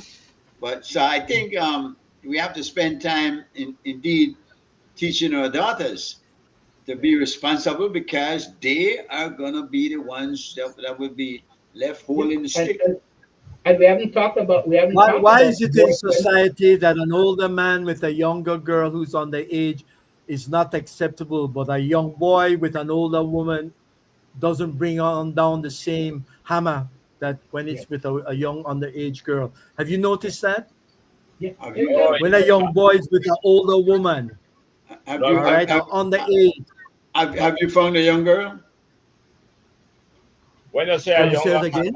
Have you found a young girl? Is that? I No, mean, no, no. I wouldn't no, say that. No, I'm I don't just want to get into no trouble. so I think what you are I'm saying, just saying that we as guys, we accept being Yes. underage and having a relationship with an older woman because you at get that broke time the out. sexual urge is very strong. And a You lot get of us broke dream out. about being ravaged by an older woman, you but know? you know that So, if I, but you it's know not the that if, same way the other way around. yeah, but I'm saying that if a male and is 16 years old Yeah. and the Or female 14. is, well, anything below 18, right? And he have sex I think with a it's woman, 16. I think it's 16. that woman can be charged for rape under the law. Oh, Yeah, yes. yeah, Yeah. yeah, Yes. yeah. But who's gonna tell? And who's Well, going to we don't know charge them? about tell, but if somebody decide, the parents, for example, find out Mhm. and the parents decide to take action, the woman can be charged for rape. Has And it been, one In has the it been world done? today, I find from observation is that a young girl, underage girl with an older man, they come down harder on them, whereas with a young boy with an older woman, it's not. It's like hush hush. They don't say anything about it. But when you They say don't house condemn arrest, it. yeah, but are you talking They about don't condemn it. the law or the society the acceptance? Just society. society, yeah. Okay, The not the law law. is there. If you're an older woman and you're living with a 14-year-old boy, something is wrong there. That's illegal. That's Yeah, against the law. but but Yeah, but I wanted to but it talk a wasn't little bit. mentioned. It's not mentioned. Yeah, the Now, if it also the was a young girl, consequences. 14 years old, living with an older man, they would be condemned. They would not say that it's right. I'm just saying that the viewpoint, the perspective on it is a lot different when it's a young boy and a young girl. I Yeah, also wanted to talk about the Am I wrong or am I consequential. right? Enough of the addendums. Greg, go ahead, man. Greg, you try to say something for the last 5 minutes, Spooner. No, Go I ahead, go also ahead, Greg. wanted to talk about the consequential effect of abortion. Sorry, We G Mike, haven't you talked. broke up. I didn't. I say abortion of abortion within the society, and particularly, I, we don't have any statistics. I don't know if we keep a record of how many abortions are being carried out within the country. I don't know who maintains those type of record, if there's any database of that, and also the ages of people, particularly if they're young people, you know, and how we deal with that. But I'm sure, and I was concerned when they were talking about the law that they were enforcing that would have limited the use and the access to contraceptive. How would that the impact the potential of increasing um, abortion within the society in both young people and older people? I don't. That's why I said I don't know where it would fall because we don't have any statistics that I'm aware of. But I am sure when we decide that we want to limit access to contraceptive, it's going to result in unwanted pregnancies. How we discuss how individual women deal with that and young people deal with that is going to be tested when we start seeing an increase, very likely, in abortion rates within the society. Maybe we can balance it off with education. Maybe we can have the girls know, what the dangers are, and why it doesn't make any sense to just go out there and engage willy nilly. But Yeah. All right, I'm gonna want to spend a little time on the international scene. There was an article in the New York Times, and this has been very interesting because the New York Times is a very pro-Zionist newspaper. They have been fighting for the Israelis for a long time.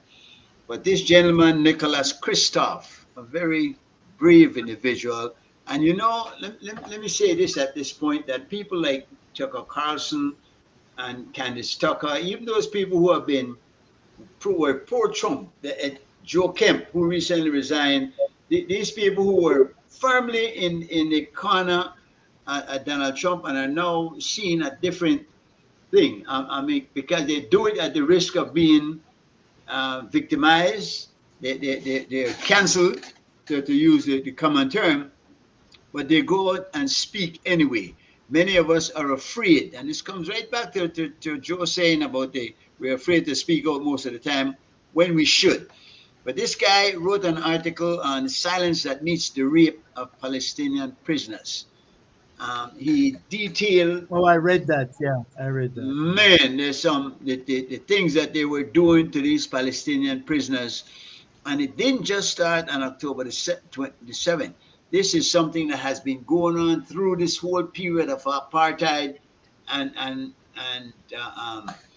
the what's it called, the subjugation, yeah, where they have the what do you call it, when it just occupation, the period of occupation, they they have been mistreating these people, and I think the word is getting out now. And when you see a newspaper like the New York Times come New out, York and Times is biased too. well, that's it, but they are biased against the regular people, and they're biased in favor of the whole Zionist movement in the Middle East. So You know something? I read the article, G Mike, and after a while, I went like, "Is this? Can this really be true? This sounds incredulous. I mean, can it really be true? I mean, are there demons out there doing that, or is this just propaganda? I don't know. I don't know if that become normalized due to the violence around the world. But I'm reading that and I'm going, I wonder how true that No, is. no, you know what it is? When one person dehumanizes another person, when that person sees the other person as an animal, then they believe that there's anything and they can do and get away with, because they're not really doing it to a human being. Where you might have an animal and you might beat the dog if he disobey you, when you might not beat your child. You will kill a sheep if you need to eat it, whereas you ordinarily would not kill a human. But if you don't think of that person as a human, or if you're so incensed with the anger of them having done something to you that you feel like whatever you do to them is okay, or if your religion tells you that you have the right to do that to them because they are not chosen like you, then I could see how that happens. And this gentleman went to extremes, talking to people, and I'm sure it wasn't easy for those people to speak about their experiences. But the whole, and you could say you don't want to believe it. I wouldn't want to Yeah. believe it either, because I can't imagine what a People person, doing that. Yeah. they take away your humanity. Can you imagine living with yourself after that? And many of them commit suicide. And there are many rape victims ordinarily who commit suicide. So we could never even excuse rape in any way, because that the one human being, and again, all human beings have the same equal right. That we talk about citizens, but human beings have an even greater right as a human being, that no other human being has the right to subject them in that way, which is why slavery was so terrible, which is why even apartheid and that kind of bigotry is unacceptable. So I think this is something that will awaken a lot of people, because it's, you might say, you might not want to believe it, Jeremy, and you might not believe it, but I knowing can't that deny. I can't all, deny it. No. yeah, all the rest of the stuff that has been happening, and in fact, it was suggested by some of the stories I heard that the whole Epstein scandal had a lot to do with this similar kind of abuse, and now with babies and young girls. So I don't know what at the end of the day can be done about this, but I think we need to speak out more and be less afraid. And Weren't there again, situations in Guantanamo Bay with the Americans, soldiers abusing the prisoners that they held there, sexually abusing them also? I don't know if it eh, was this No, I never extreme, heard that. but the I never report that heard you that. read is very I extreme. Yeah, they did sort of walk them around with collars that like they were dogs or something like that sort. And women did it, which gave to them a sexual overtone since they were men dominated in a Muslim society. But I didn't hear anything of sexual abuse other than that type of Okay. you Yeah. mean at behavior. Guantanamo Bay? Yeah. At Yes, yes, Guantanamo Bay, right? Yeah. Yeah.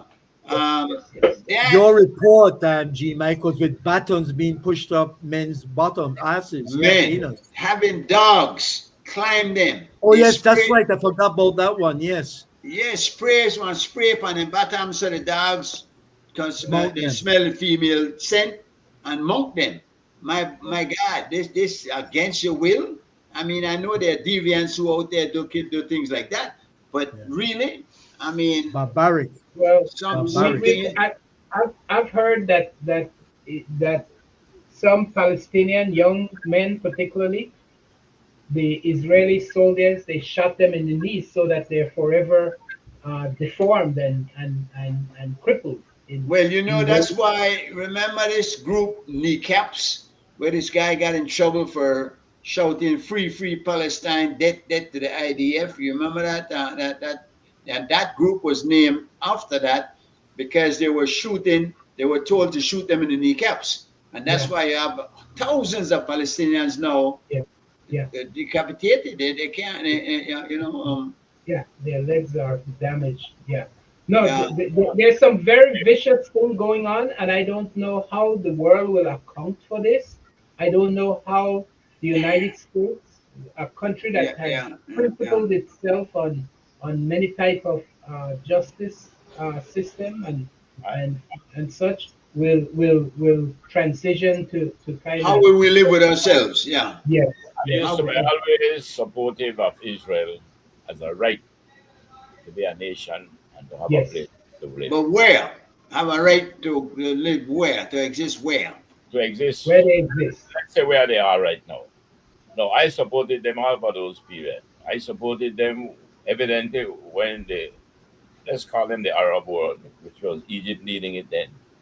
You had the 6 Day Wars, you had this, and they had to defend themselves. Mhm. But I will tell you this, at my perspective, and I believe it's because of this particular Netanyahu, my perspective of Israel has changed.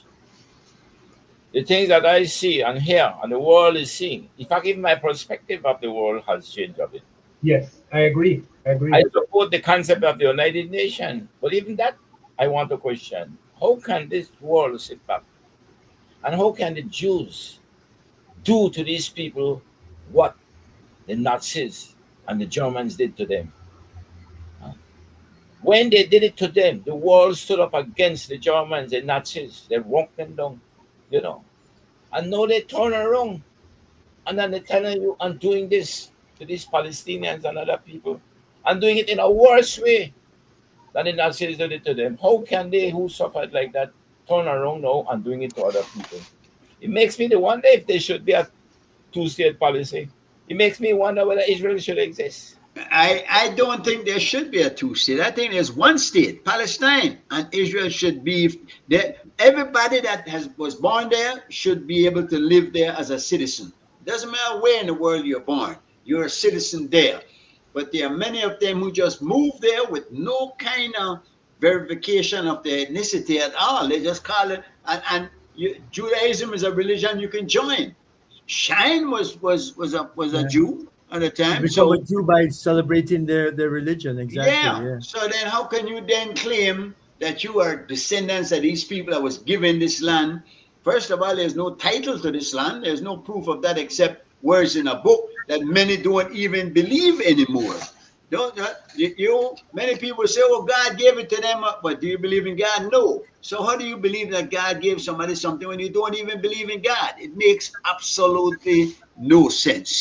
So I don't know how we're gonna work this out. And Gregory, that's an excellent question. How are we gonna live with ourselves? Because at some point in the future, everybody will have been against this. There were times during the Holocaust when some people were supporting that or making excuses for it. Now, more people are waking up and realizing, but wait a minute, how could I support such a ghastly system of government? Such deeds against a fellow and human being. yeah, Go and ahead. you know Yeah. what has happened? Normally, we would see on the news events that are happening, things that are happening in the world in terms of wars and stuff. But in this cycle of war, we saw some early part of the Ukraine war, but we have seen nothing of the Palestinian war.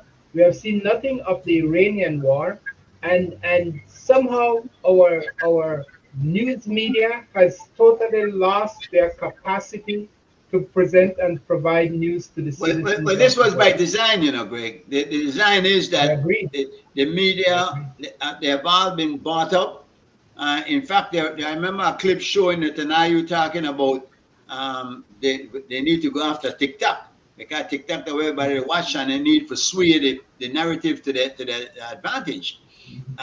So that's unfortunate, and that's something that seems to have been in the planning for a long time, and it went along. It reminds me of the frog in the hot water, where if the water the bottom and drop her in, you will jump right out. You can't keep her in there. But if you put her in a regular water and just slowly turn up the heat, you sit down right Slow in boy. it and boil. So that's what has been happening. It's Just been, swim around. Yeah. yeah. You spoke of Guantanamo Bay, and that's interesting because Cuba seems to be next on Trump's radar, and he's talking about taking it Well, by force. What? I don't Uh, know. I think we're bogged down. We're bogged down in Iran, right? So I don't see Cuba having much, and the election cycle is coming up quickly here. So I don't know. I think Cuba is waiting it out, and they may get a reprieve on what's going on. but And I for was the most talking part, about.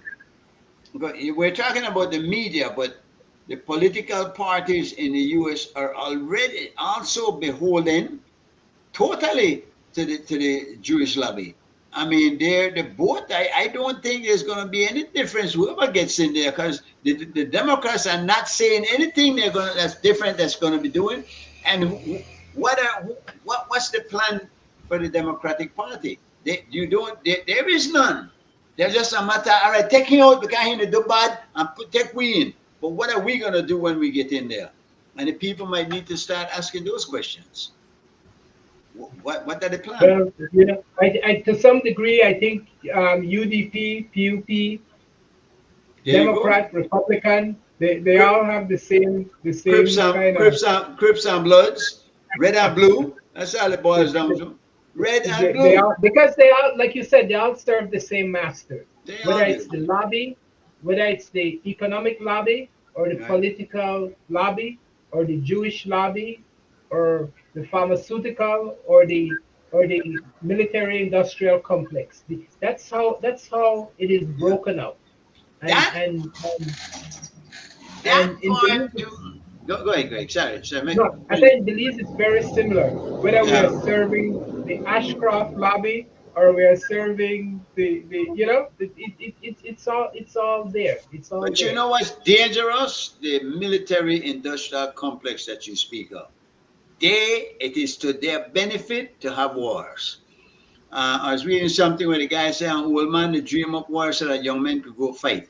And that basically it because is Trump going to send his son? Is Barron Trump going to go there? And is Trump Jr., Donald Trump Jr. going to fight?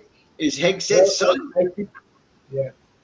I think Donald Trump once said he wanted to join the military and his dad gave him the hardest slap ever. So I think he learned his lesson, and I don't think Barron will be joining anybody's military.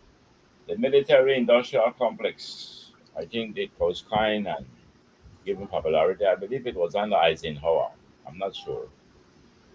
But it was brought up just recently again, and I was reading about it. And to show you from the research that they have done, how the billionaires in America have tripled their money because of the Yes, war. The yes, billions. So yes, you ask yes. yourself, they are manufacturing. They are manufacturing the military hardware. Right. Mhm, And they are the ones who are doing research to bring better weapons.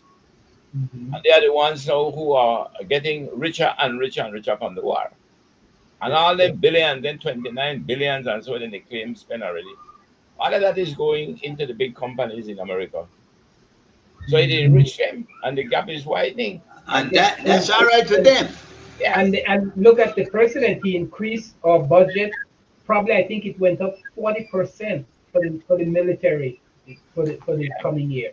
Forty And percent. this, He's asking more. he's proud of having the biggest and baddest army out there. But I'm wondering, why are we building up military? Why aren't we thinking about disarming it? Why aren't we thinking about, instead of stopping one person from getting nuclear weapon, why the rest of them don't think about scaling it down, getting rid of the ones that they have? No, no. It might. We see dominance, right? A country only has power if it exercises military control over others, either directly or by influence that we will. That's how a country like ours and like any country and most countries survive and get control. It's by and so we're not going to have where they reduce military, especially under these new thinking that we have. What the residual of what is happening now is going to last this country another 3 generations, another 3 presidents at least. If they decide to move from this direction, it will not happen immediately. It will take at least 3 presidents to undo where we are right now. Well, you said something about having power, because power that like money, and it is necessary in some ways, but the love of it, the love of money, the love of power, that way that the root of the evil with the talk about. I don't see why one country has to have that kind of hegemony, if you will. What 180 bases around the world, what should keep expanding and stretching out. One country should not have the right to go in another country and just kill, murder the leader of that country, or extract the leader of that country because they don't like. If that's the case, then any other country should be able to go to the US right now and say, listen, the majority of your people don't seem to like what you're doing. We have to take you out for the good of them. Nobody has a right to do that, or should have a Well, right to do I that. think the elections, the midterm elections, will be very significant in America. I think more and more Americans are beginning to realize that under Trump, he's accelerating the decline of America as a world power and Yeah. accelerating China to become the next power in the world. If But you look at he doesn't see that. He sees it differently. no, it's not how he is seeing it any longer. It is how the voters are beginning to see. Or might you have another January the 6th, should this election not go the way he wants it to? If you listen to what took place at that meeting where Trump went to with the Chinese leader He Jinping, evidently he outclassed him. The Chinese leader outclassed him. And he made him look small in a sense. And he stood up to him. And he brought that what they call the Thucydides trap, which history has proven. Where did you get the news from, Joe? Because then again, this is a frightening thing about what is going on right now. You don't know what to believe. Whose version are you getting? Well, You know? I am getting the versions from the pro and the cons. I'm getting the version from the MAGA crowd, the both sides who support Trump, and I'm getting the version of those who oppose.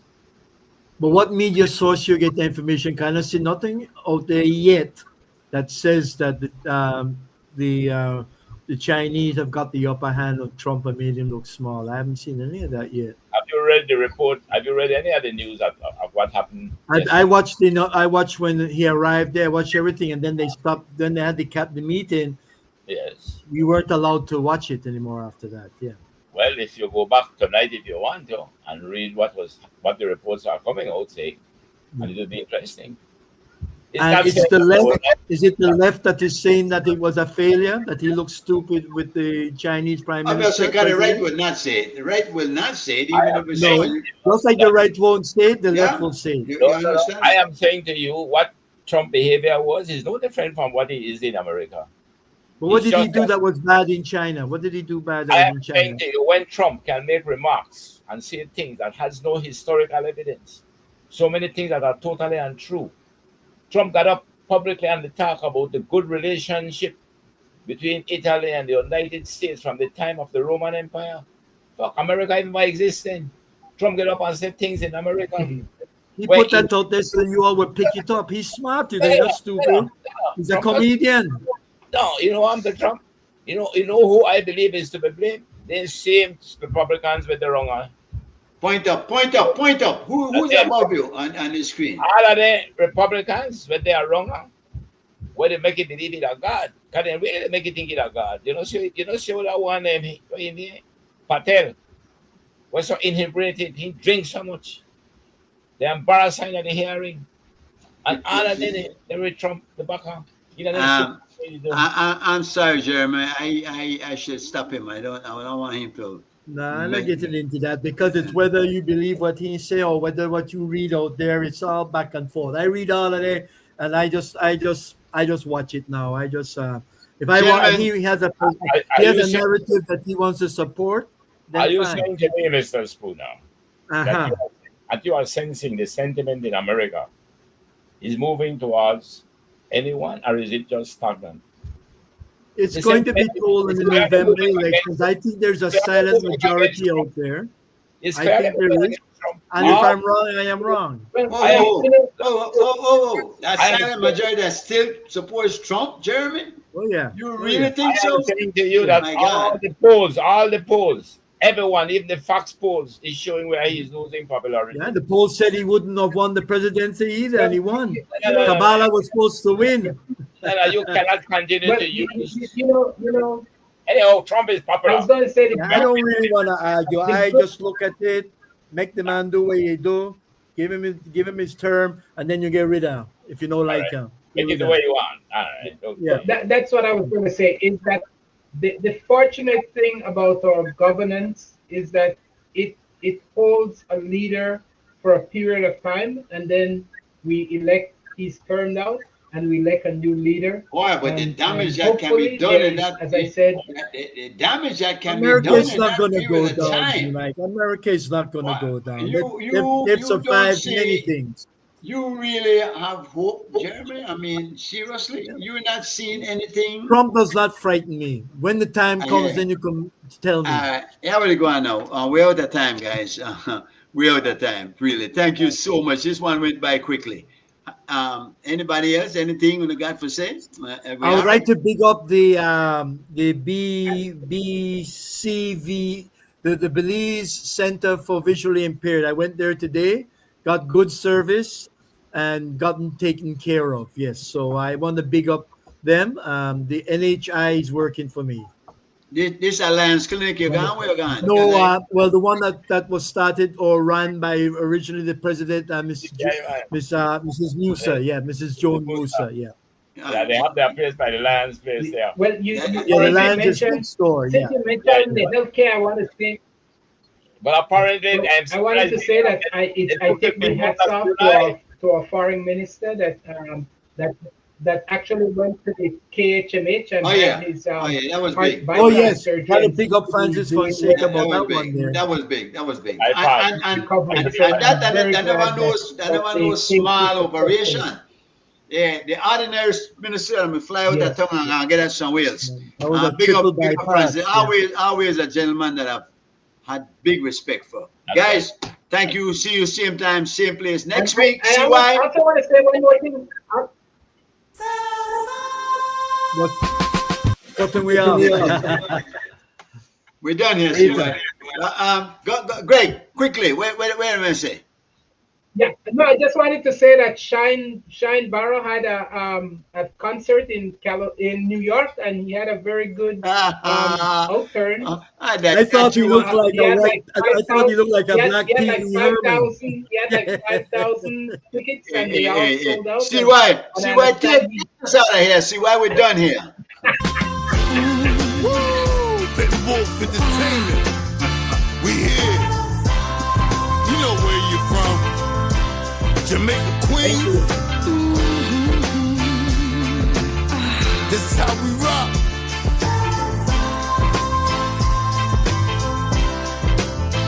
Yo, it's been a long time since I rocked the mic. Now I'm back making tracks like a ninja fight. I've been upstate, got big, so the girls call me a yes. Being girls like an open book. Oh, King Rabbit, get out and push. You know, getting whole stacks, I make my girlie push. Finnegan Waters, my order, transporter, new world order, son and daughter. I got a new rider, it's like a gold rush when the vibes bust. I got a new rider, it's like a gold rush when the vibes bust. I got a new rider, it's like a gold rush when the vibes bust. I got a new rider, it's like a gold rush when the vibes bust. The wolf from Queens. We walk these streets every day. Somehow you try to make your life legendary, worthwhile, rememberable, but most of all, you just want to be unforgettable. What I'ma tell you is something you should all know. How it's all unforgettable.